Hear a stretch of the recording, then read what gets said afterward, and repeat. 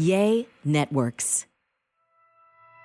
Hey y'all, welcome to Life with the Lindsays. My name is Heather. And what's up, yo? This your boy Cornelius. Yes, I'm so excited you landed on our podcast and your life is pretty much going to be changed. Yes, man. If you're looking for something real, relevant, and authentic, then you landed on the right place. Hey, here's the thing. We about to get going right now. So y'all tune in, buckle up, sit back, get ready for the show. Here we go.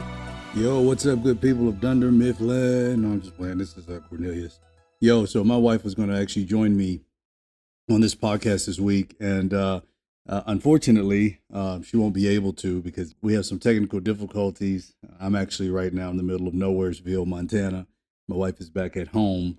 Just been a heavy travel season for both of us, and so trying to coordinate those two schedules, both of our schedules, and also trying to make sure the technology works is something. So I'm using a microphone a travel mic that I brought with me. Now you might hear some wind in the back. When I tell you I'm in Nowheresville, Montana, I want you to believe me. I'm in Nowheresville, Montana. I'm like an hour and something away, like from the nearest big city. Like if I were to fall and break something right now, then it's gonna be me, God, and the guys that are here with me, because ain't no ambulance gonna come pick me up. And if they did, it's gonna take about 2 hours for them to get to me. So, but I host these kind of soul care Sabbath retreats a couple times a year, well, more than a couple times a year. And it's interesting because this year will be my 5th year actually being here. And so about 3 years ago, I started bringing other guys with me, and other pastors, former pastors, high level leaders. We have investors, we have business leaders, we have some real big movers and shakers who are all young, all up and coming. Many of them fully established, some of them becoming established. Some influential voices, all that kind of stuff. But we get them all into a space, and the whole point of it is that we rip off, all those excess layers that don't really make us important. Like we don't care about titles. We don't ask each other, what do you do or what have you done, because those things aren't important. We don't care if you got a blue check behind your name. We don't care how many followers you got.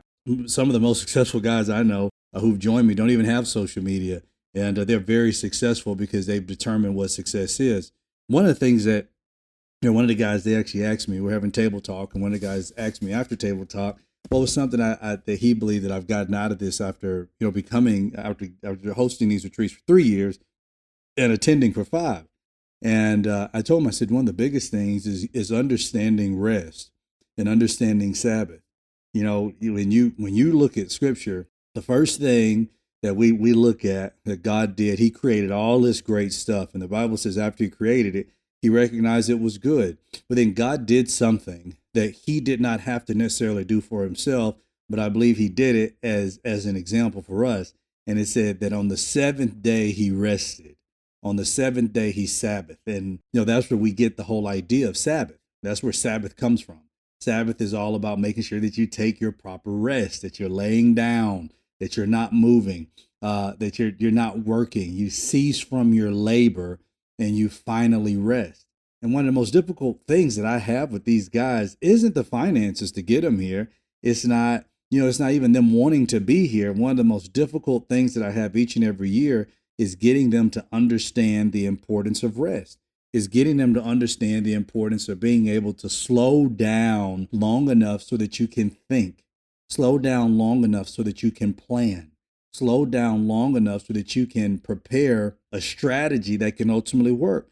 Because we just start moving. We get guys who are pastors, we get guys who are leaders and big time movie producers, stuff like that, who comes out here. And the problem is they're doing all this work outside of it, and they don't realize they're just caught up in a big machine. And the machine's going, but they're not producing the greater work. Why? Because the greater work is the work that needs to be done within them, not the work that they're trying to do on the outside, not the stuff they're trying to produce, not the movie, not the sermon, not the experience, not any of that stuff. Is not trying to produce, a great worship experience and all that kind of mess. It's about really producing the work that needs to be done inside of us. And if we can be honest, most of us don't slow down long enough to rest. Why? Because we desire to produce, and we don't realize that our overproductivity and our addiction to productivity and addiction to achievement and addiction to attention and all that kind of stuff is all based on the need that we don't feel like we're enough. And we're constantly trying to work on having more and doing more and being more and all this other kind of stuff. When the truth of the matter is, we need to take a step back and just say, all right, enough is enough. I don't have to keep doing this. And you know what? I'm going to trust God enough to just sit back and rest. I think that's a beautiful part of resting. Resting allows for us to take a seat, to take a seat back and say, you know what? I'm going to rest. I'm not going to get all balled up and, be upset and just be all over the place because I'm just so doggone tired.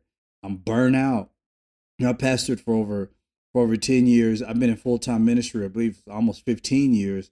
And one of the things that I didn't realize at first, which I wish I did in the beginning stages, and that was the importance of rest. I just didn't understand it. So I wasn't resting and I wasn't taking the time to rest. And, I think that's so important to mention because it took me time to understand that my inability or my unwillingness to take the time to rest was really an outward way of me saying to God, I believe I know more than you, that, I don't need to rest. Yes, you took a day of rest. Yes, you implemented a day of Sabbath, but obviously I must know more than you do. And I don't think that I need what it is that you have implemented or for what you've commanded for me to have. And we as a church and religion, you can argue all doggone day and night about whether or not you should have church on Saturday, Sunday, whatever it may be. The bigger issue here is that we don't take Sabbath. And then you can't just say, like, one thing I try to get my guys to understand here is that you can't just come to a place like this out in the middle of Nowheresville, Montana, where we really don't have phone reception. I mean, you guys could probably hear the wind in the background. The wind is like crazy insane. I mean, where, the sun's out during the day, it feels good, but then that wind chill comes and it hits you and it burns. Let me tell you something, it can burn. We got prairie dogs out there we can shoot, and we got, all these great things we can do, go out fly fishing, all that kind of stuff. But we get a chance to break away from all of the things that we're all involved in life. We can do all of that here. But the important thing is to be able to go back and realize that Sabbath was never supposed to just be this one day that we just take to rest. Sabbath was something that was spoken about throughout Scripture. God did not just want us to have an understanding of Sabbath to say, yeah, I need to take a day off. God desired for us to live in a state of Sabbath, because rest, y'all, rest is the ultimate form of faith. In fact, rest is the ultimate definition of faith. Hebrews chapter 11, it tells us that faith is the substance of things hoped for. It's the evidence of things not seen. Ultimately, faith, even going higher than that, ultimately what faith is you saying, God, I trust you enough to rest. Isn't that what Jesus said in the book of Matthew? When he says, take no thought for tomorrow, stop all your worrying. He said, go out and look at the birds of the air. Look at the flowers of the field. He said, the birds neither toil nor tarry. He said, but God provides for them. He gives them worms in the morning. So the birds come down from the trees. They eat the worms that God provides, because the worms come straight up to get sunlight, and boom, the birds have food. He said, look at the lilies of the field. He said, aren't they more beautifully adorned than that of Solomon? He said, of all of Solomon's wardrobe, Solomon couldn't put a closet together that looked as good as that doggone flower field outside. He said, look at them flowers. He said, don't you see them flowers out there? He said, now if I can do that for flowers, he said, don't you believe you're worth more? So why would you care about tomorrow? Why would you care about what's happening? Why would you care about, everything else that's going on in your life? He says, cast your care upon me. Why? Because I care for you. And we can talk about that scripture and say, well, yeah, what he's talking about is care. Or we can look at it objectively and say, no, he's talking about Sabbath here. He's saying that he wants us to live in a perpetual state of rest. He wants us to live in a perpetual state of calmness so that we don't have to be anxious about anything. We don't have to worry about anything. We can always cast our care upon him. So we don't have to be worrying about, well, I need to feel like I need to work these, next 6 hours on my job. I need to work just more than everybody else. Then that way my boss will see me and maybe I'll get a raise. If that's the point, then doggone it, I'm going to tell you this, and you may not like it, but it may be that your faith is so much in your job and in your boss, and it ain't in God. Yeah, I got guys right now who are like, no, Cornelius, I see what you're talking about. You got off social media, and so I only have the doggone app, on my phone, and I got a team now who posts, and I don't know what's going on. People hit me like, oh, did you hear about such and so and so? And I'm like, I have no idea. what's going on in anybody's life. I don't know if your child walking or not. I don't know if your child tooth came out, because that's how, in the past I was able to keep up with people. I have no idea what's going on now. And I'll talk to other guys and I say, I'm in my most healthiest state right now, my most healthiest state off of social media. And I tell them, I said, you should come off of it. You should come off, because they'll tell me where they're at. They'll tell me their depression and their suicidal thoughts and all this kind of stuff and the pressure they have with social media that I just don't have now. I don't have the pressure to have to like something from somebody's page that I don't like the person personally, but because of the optics, I can't unfollow the person, because people are going to ask, well, are you two beefing now? So it's almost like, you have all these social pressures. You're like, I just want to avoid them, So me being able to talk to them, I say, you just get off of the stupid thing. And they'll say, you know what? I can't get off of it. I can't get off of it. Why? Because, how will people get my voice? How will people hear me? How will people understand these things? And, I get all that stuff. I understand it. But two things that I encourage them with. The first thing is that I talk to them about, hey, you need to do what I did. You need to go to therapy. And now a word from our sponsor, BetterHelp. You need that person who's able to provide language and verbiage to your problems. They can be able to look at you and say, you're not crazy. That what you are experiencing is this, but this is the root of it. And this is how we begin to unplug. And this is how we begin to uproot. And this is how we begin to, to do the things which are necessary. BetterHelp provides you with that collective force of therapists where you can be able to find the therapist that matches well with you. So no longer you having to go and sit down in a waiting room and sit down in the lobby and having people look at you. You can do it right online. And here's the thing. If you don't like the therapist that you have, you can change him or her. You can make that change. I'm telling you, if you've been thinking about getting therapy, if you've been listening to my journey for the last 3 weeks and you've really been thinking about getting therapy, I'm telling you, BetterHelp is the best option. I'm telling you this. It's convenient, it's accessible, it's affordable, and it's entirely online. You can get matched up with a therapist right now after filling out a brief survey. And then, like I said before, you can just switch therapists at any time. I want you to make a pledge to yourself. You make pledges to everybody else. I want you to make a pledge to yourself right now that you're going to get the therapy and you're going to get the help that you need. Stop what you're doing right now. I want you to go to BetterHelp.com/Lindsay's today to get 10% off your first month. That's BetterHelp, HELP.com/Lindsay's, LINDSEYS. Again, right now, go to BetterHelp.com/Lindsay's, LINDSEYS. And I want you to go there right now, BetterHelp.com/Lindsay's. You're going to get 10% off your first month. So yeah, I sit down and tell the guys that, number one, you need to go to therapy, and number two, you have to realize something. You're putting all of your eggs in this one basket. What you're saying is you're saying that social media is pretty much is God for you. That the only way you can get a voice out is through social media. I tell them that's not it at all.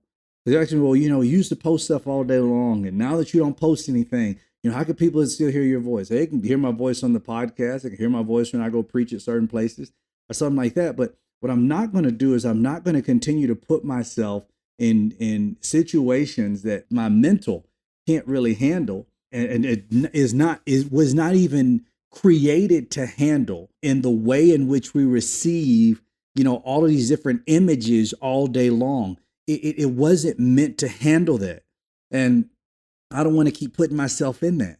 I got guys who'll come out here and, they've gone through things, and, they'll get online on social media, and then they'll see 20 or 30 people who are talking about them, or maybe it's a whole blog where they're writing about them. And, every day they'll get back on social media and they're having to, delete posts of people who are saying mean things, or block people who are saying mean things, and all that kind of stuff. And I told them, I said, every time you go on there and every time you read one of those things and you have to go through that process of deleting and all that stuff, it's the same way in your brain as if you just had a car accident. I mean, boom, like you read it and now it hits you hard. I don't care who you are. I don't care how strong you think you are. I don't care how great you think you got it. When that thing comes and when it hits you, it hits hard. And it's like a car accident. It's like you just being involved in a car accident and you just developing more and more brain trauma.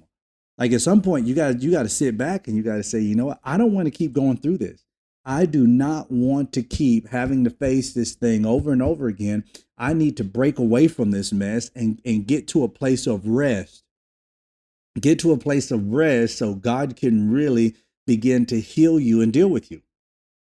And you know, we understand rest from Psalm 23. Isn't that the very thing that, you know, that God did with David?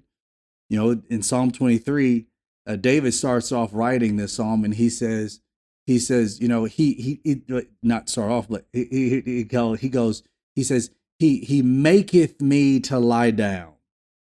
He maketh me to lie down. He maketh me.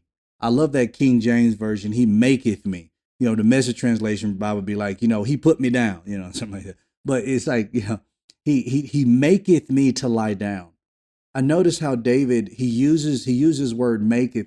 He doesn't say God asked him to lay down. He doesn't say that God, you know, persuaded him to lay down. He doesn't say that God was, you know, gentle with him to lay down. It said he maketh me. And some of you who listen to this, you may be at that point where God is making you to lay down. He's making you lay down.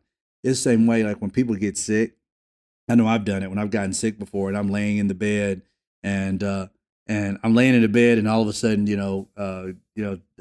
I'll look over at my wife and she's like, man, I never see you in the bed. I never see you resting. And I'm like, you know what? I guess this is just the Lord just trying to get my attention. You know, I'll say stupid stuff like that, not realizing that whether or not that's true or whether that's false, I need to be made to lay down. And I have to get to a place of maturity where he doesn't have to make me lay down because I go lay down voluntarily. But then he says, he maketh me to lay down in green pastures. And then he leadeth me beside still waters. Then it said, he restoreth my soul. Notice how the progression goes. First, you made to lay down, but you have to lay down in green pastures. Because God doesn't want you to lay down in the same place where you got the trauma. You know what I'm saying? It's very difficult for you to heal in the same place where you have trauma. It's very difficult for you to heal in the same place where you have trauma. So he says, you know what? He's making me to lay down in green pastures. And then he goes and he says, you know what? He leadeth me beside still waters. And the still waters are so important. When somebody, you know, when you watch the show Survivor and all that stuff, when somebody drops you off in the middle of nowhere, one of the things you want to be around is water source. Like I'm in the middle of nowhere right now, and you know the Bighorn River is not. I mean, I could walk to it right now, but that's a good thing. So just in case something were to happen to the world, and I knew I needed food, I needed water, I needed all those things. Everything that I need, I can get when I go and I find living waters. And he said, he maketh me to lie down in green pastures. He leadeth me beside still waters. Then he says, he restores my soul. And we're not in the same process of soul restoration, not because we can't have it, not because we're not good enough to have it. We're not in the same process of soul restoration because we ain't resting enough. We're in a society where everybody's trying to just do. Everybody's just go. No, you need to rest. Sit your butt down somewhere and just rest. Sit your butt down somewhere and just chill out. It's like, but everybody's trying to do. Everyone wants to go. Everybody wants to have. And all God's saying is, will you trust me in this? Will you trust me? Will you trust me? Like, could you trust me to help heal some of this trauma that you keep running away from? Because if you can be honest with you, the only reason why you have a packed schedule is that packed schedule keeps you from having to deal with the crap you need to deal with.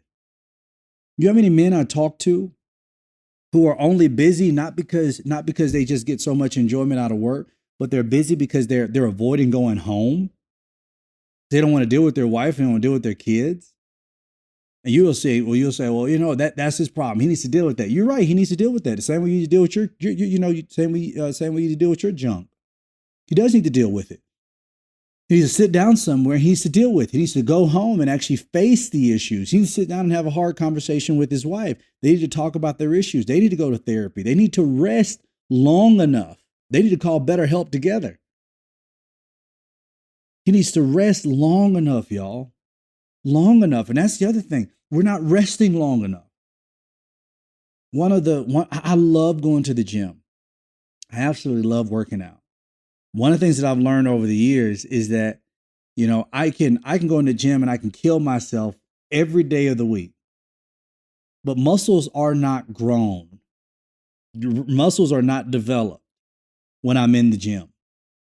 Now, muscles are torn. Muscle fibers are torn and stuff like that, which allows for them to have the room for growth. But muscles are developed in rest. That's why whenever you get sick, what's the first thing people tell you? You need to stay at home and rest, because the body needs rest. Why? Because the body is going to naturally fight off whatever disease is trying to come against it. That's why they try to fill you with vitamin C and fill you with other natural remedies, because it's going to help to fight off whatever is trying to come against you. That's the same thing God is doing. God's saying, listen, if you will rest long enough, I can be able to do a great work in you. That can finally be the healing that you need. And you need that. You need that. I also want to share this with you, because I also need you to change the way that you think about credit and all that kind of stuff. What's the first thing you do when you wake up? Is it checking up on your credit score? Obviously not. Most times you check your text messages, check your emails. But at Chime, that's exactly what they do. With their secured Chime Credit Builder Visa credit card, you can start to build credit with your own money. Chime reports your payments to credit bureaus to help you build credit over time. Their members see an increase of 30 points on average. All of this with no annual fees, large security deposits, or credit checks to apply. Here's the thing, y'all. So start your credit journey today with Chime. Sign up only takes 2 minutes and doesn't affect your credit score. So right now, not only can you set up your own pathway towards healing, but right now you can also help your natural by getting your credit score where it needs to be. So get started at chime.com/LWTL. That's Chime, CHIME, chime.com/LWTL, Life with the Lindsays. So go to chime.com/LWTL. The Chime Credit Builder Visa credit card is issued by Stride Bank N.A. pursuant to a license from Visa USA, Chime checking account, and $200 qualifying direct deposit required to apply for the secured Chime Credit Builder Visa credit card. Regular on-time payment history can have a positive impact on your credit score. Impact to score may vary, and some users' scores may not improve. Out-of-the-network ATM withdrawal fees may apply except at MoneyPass ATMs in a 7-Eleven or any Allpoint or Visa Plus Alliance ATM. So rest. If you don't recognize your need to rest, then one thing I know about my great God is that if he has to, as a great father would, he'll maketh you to lay down. It was a couple Saturdays ago, my son who's playing football, doing an amazing job at it. It's nose tackle, first string defense. I mean, the dude's a bully on the field, and I absolutely love it.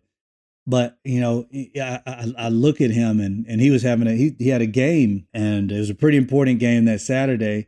And it was a little bit later in the day. I think it started around 2 or noon or something like that. So he kind of woke up and he wanted to go outside and he wanted to kick the ball around and do some other stuff. And I told him, I said, hey, come on in the house. Why? Because you need to rest. You need to rest your body. Don't want you going out there, getting tired, kicking the ball, possibly, getting to the place you could possibly injure yourself. Let's get back in here and let's just chill out for a little bit. And the reason why I did that as a father is I knew it was important for me to make him rest. Why? Because he doesn't think he needs it. In his mind, he's like, well, I'm young. I have a lot of energy. I can just do it. I can just keep going. But I remember we got back in the car. Well, later on that night, and this team won. And later on that night, I asked him, I said, how you feel? And he said, I'm tired, Dad. And I said, aren't you glad you came back in and didn't stay out? Didn't play outside, play soccer all day in the backyard? And he said, yeah, I'm very glad. As a father, I know exactly what my kids need. At least I believe God gives me the wisdom to know what they need. And so As a father, there are times where I have to maketh him to lie down. I have to maketh him to lie down because I know that if there's going to be restoration, if there's going to be power, if there's going to be energy to be gained, then it has to be gained. Why? Because he got the rest he needed. And that's what you got to know. That's what you got to see. You need to get the rest. You have to get rest. You got to lay down. You got to stop getting up and, always thinking I got to do something, filling your calendar full of just a bunch of crap. I know some people, they fill their calendar with a bunch of calls. For what? Y'all really like talking on the phone that doggone much? Like, I hate meetings. I get around some of these guys here who come on these retreats and they're talking about, yeah, I have meetings all day long. How many meetings do you have? I try not to put not a one meeting on my calendar. I'm not trying to be a CEO. Who wants to be a CEO? Like, I hear kids like, I want to be a CEO and own my own business. I don't want to own no business. That's not my goal. My goal is not to own a business. My goal is to be able to own the business so that what? So that I can have somebody else to go and run. I would be an investor in it and I can just make money off of it. My goal isn't to be able to walk in and be the CEO and the president and show up every day in a suit and a tie and sit down and sit in meetings and I'm away from my kids and I don't want to do that crap. No, I want to be at home. I want to be able to make money while I sleep. I want to be at home. I want to be able to make money while I'm not thinking about it. I want to be able to make money while I'm at the beach somewhere with my kids and I see a deposit come in. That's the kind of stuff I'm on. I'm on that kick of wanting to live a life of perpetual rest. A perpetual rest, a life where I'm not glorifying work. And it's only really like that. I mean, I see that it's so prevalent here in the West. I go to a lot of Eastern countries. First time I was in Ethiopia, I told if I wasn't married, I wouldn't have come back to America. It was something we were driving along the street and it was probably around, 1, 2 o'clock in the afternoon. And I asked the person I was with, I said, why are so many people out just sitting down having coffee? And she said, oh, they're just sitting down, they're resting. I thought to myself, it's 2 o'clock. Shouldn't they be at work? And she says, no, we don't do work. We don't prize work like you all do. And it's easy to look at that and say, well, that's the reason why America is, so high tech and we have all these great things and on and on and on and on and on and on. But could it just be that we have all of this crap that we've just kind of added on to just continue to make ourselves busy so we never deal with the issues? And even though we got all this new age crap and brand new technology and stuff, I mean, and I'm all for it. I mean, hey, I'm using some of this great technology right now with a microphone and one of my buddy's laptops that I just kind of borrowed to record this. I'm all for it. But the problem is we've lost sight on what's really important. We've lost sight on the important things. We've lost sight on community just so we can have a type of faux community on social media. We've lost sight on really having friends and having friendships just so we can what? We can have friends on social media. We've lost sight on knowing our neighbors. Instead, we know more about somebody who lives 10,000 miles away because we follow them every day. But we don't know anything about the person who lives next door to us. What is that? What is that? So yeah, we can have all of the great technology in the world, but what does that accomplish? What does that do for us? What does that do for us if we forget all the great things that we need to be doing? And one of the greatest things you need to be doing right now is you need to be taking some time to rest. I have guys who reach out to me, and because they'll see me out, I'll post about these trips and stuff, and it never fails. I have guys like, man, I wish I could do something like that. I wish I could do something like that. I said, well, why don't you? Come on a trip. Come on, I'll send you the invitation. You can come. And I said, oh, I got so much stuff going on. And that's the reason why you're going to always stay in that position you're in. You don't take the time to rest. Some of the wealthiest people I know don't work that hard. It's amazing. I got one guy I know out in California. The dude, I don't even know if I don't know when the last time he worked. And lives in a big, beautiful house, all this kind of stuff. And, he said, I made an investment into a company that did really, really well. And he said, yeah, so, now I just kind of hang out. And I thought, man, the rest, that he has, and he's not trying to, get into something and throw his hat behind something. He's like, I just invest in things that just continues just to make me money.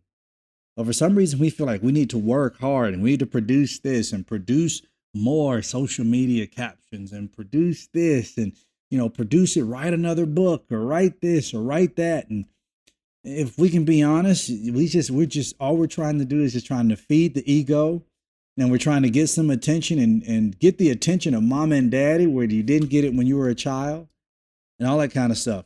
That's why you got to take a step back, y'all. Seriously, take a step back and say, you know what? I see everything that's going on here, but I have to take a step back because I know for a fact that I need to rest. You're burnt out right now. Burnout is a very simple definition. Burnout is when you're doing more for God than you're actually doing with him. See, Sabbath is doing something with God. Sabbath is faith. Sabbath says I can lay down and go to sleep because I know that God's going to help me. Now, there's wisdom with that. This is where it comes in. I pray that you listen to one of my podcasts I did here, I think it was about 2 or so weeks ago, where I talked about paradox and I talked about, dichotomy and how, modern day religion lives in a dichotomy. It's either good or bad, but good and bad cannot exist at the same time. The paradox is that it can. And we have dichotomy and we have paradox. God lives in a paradox, but we in our minds and our religion, we try to live in a dichotomy. And I'll explain that to you here. But before I do that, I want to be able to take a moment right there and be able to share from one of our sponsors, Skillshare. It is never too late or never too early to start building something that's truly yours. Whether you've been at it for decades or you're just getting started, it's never a bad time to explore how your passion could turn into a profitable side hustle. We all sit back and we're all looking at things and wondering, what can I do for a side hustle? I was just reading an article the other day that was talking about how a lot of people are making a lot of money with their side hustles and they're leaving their full-time jobs because they're making more money with their side hustles, with their businesses. Skillshare comes in to help you to level up your skills. And they do it with these curated, expert-led classes covering everything from graphic design and hand lettering to web development, photography, and then so much more. And the greatest thing about it is once you pay the one time, you get unlimited access to all the classes for as much as you want for a whole year. And, just knowing like one of the classes is about starting a successful side hustle. And Allie, what she does is she's breaking down the important particulars to what it means to not only just have a side hustle, but how to get that thing going. Like that belief and that passion that you need to have in yourself to be able to get that side hustle, off the ground so that you can ultimately be profitable because that's what you want to do. Or just thinking about certain classes, like if you've always wanted to know how to do graphic design, or you've always wanted to understand, how you can scale more in your e-commerce business, or you're trying to become an influencer and you're trying to blow up your social media. Like all of these things are very, very important. And that's what Skillshare offers you. So each Skillshare class is broken into bite-sized modules packed with actionable insights. You pay one affordable yearly membership fee that unlocks unlimited access to as many classes as you want. You can keep learning on the go with the Skillshare app. So right now, I want you to turn your passion into a payday. I want you to use Skillshare. You can visit Skillshare.com/LWTL today to get your first month free. That's Skillshare, SKILL, share, SHARE. So it's Skillshare.com/LWTL. So go to Skillshare.com/LWTL. Go and find a class that's going to be great for you. I mean, do something different. Decrease the time that you spend consuming in all the things that provide you nothing and just scrolling. And finally, develop a skill that's gonna pay you dividends down the road and help you to build a great legacy. So go to Skillshare.com/LWTL. What I was saying earlier is that, what we live in a dichotomy. Religion is all about dichotomy. And it's all about, it's either one side or the other. It's either good or bad. And God is a God of paradox. Paradox is it allows for two things to exist ultimately at one time for existence. Mary can be both a virgin and pregnant because we believe that She was pregnant by the Spirit of God, and that's how she gave birth to Jesus Christ. She was both a virgin and pregnant. That we look at God, that God is both one and three. That we look at man and we say man is both one and three. It allows for the and. Paradox allows for the and to come in.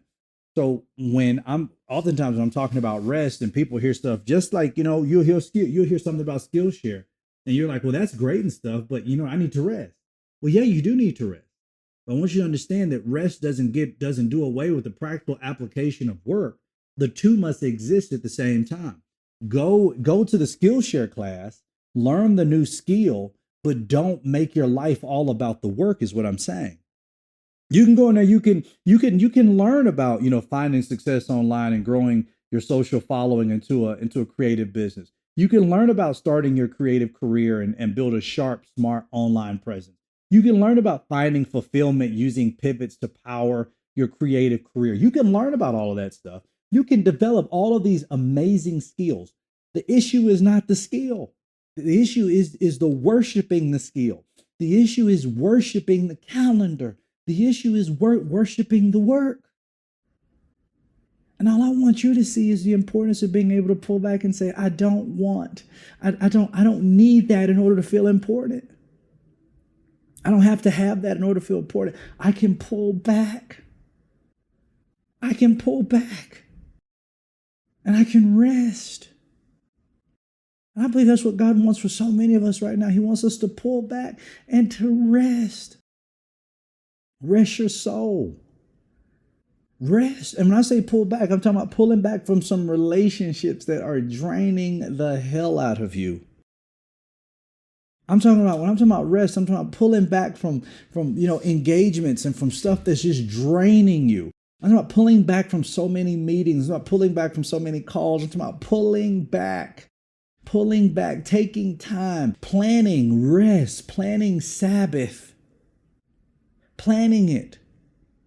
Because if you don't, you'll be in the same position I was in, where I had no other choice but to admit that the reason why I don't rest is because obviously I think I know more than God. And I was a lie, a link, and my breath stunk. Well, that ain't how I go lie, link, your breath stink. But that's, I just had to make it past tense. But that was the thing. I had to admit the fact. I had to admit the truth. The truth will set you free, but doggone it, it's gonna sting a little bit. And I had to accept the fact. I had to accept the fact that yes, all this stuff was happening. And yeah, I feel like I needed to do all this stuff. And yes, I needed to be a part of it. And yes, I was always trying to take this engagement and take this and take that and take this and take that. And I realized, you know what? Nope, I need to rest. I need to rest. I need to be smart. I need to be wise about what I'm doing. And, now I live in California and I get people that are like, hey, I want you to come and speak at, such and such place. I want you to come and speak here, come do this. And I'll say, okay, well, that's fine. I possibly can do it. I got to check my calendar first because, if it comes on my son's games or my daughter's recitals or, my youngest son, if he wants to play Legos, I can't come. If it's already on the calendar with family, I can't be there. And then, even with that, they'll say, well, I want you to come and, and I'm gonna pay you a little bit. I may not give you the flight. And I'm like, no, if you're not gonna pay for the flight for me to come, I'm probably not gonna come. I'm not. You can play an old video, you play an old podcast and just say I was there. I'm probably not gonna come. And then people say, well, I can't believe that because, you should be going and you should be doing it. You should be willing to get back, all this kind of bull crap that people say that I could care 2 cents about. At the end of the day, I got to realize my rest is important. And I don't have to agree to something just because I think, this old school church religious mentality, well, you're just doing it for God. You need to just do it for God. Suck it up and do it for God. No, you know what I'm going to do? I'm going to lay down for the Lord. That's exactly what I'm going to do. I'm going to lay down for him because I need to rest. I can't remember where I heard this. I don't know if I was in a green room and I think it was. I was in a green room and there was a pastor. He said he went to go see Billy Graham. And Billy Graham was at his house. This was after Billy Graham's wife had died. And Billy Graham, he had just finished eating a blueberry muffin because he had blueberry muffin all in front of his shirt. And he went and he was sitting beside him. And he asked him, he said, hey, I have one question for you. He said, do you have one regret? You have any regret? What is one regret you have? And his response was, one of the regrets that I have is I wish I didn't travel so much. I mean, he was traveling the world. You would think Billy Graham said that. You know, he's touched so many people's lives, and his regret would be that he didn't travel so much. Because isn't it something that as you get older with wisdom, it's no longer about how fast you can go, but it's about what you can do in the allotted time that you have. When you get older, you start using wisdom. You get wiser. I'm just saying, I don't want you to wait until you get older in age for you to finally get wiser. You can be youthful and wise. And one of the places that we start with wisdom is we start with rest. And I'm telling you to start with rest. Resting is something that not only that you need to practice, but it needs to be something that you implement into your life. All right, I can't wait to be with y'all again next week, and I guarantee you my wife's going to be with me this time. Y'all, I love y'all so much. Y'all pray for us and pray for me to get back home and all that kind of great stuff. And, I bring you greetings from beautiful Big Sky Country, Montana. God bless y'all.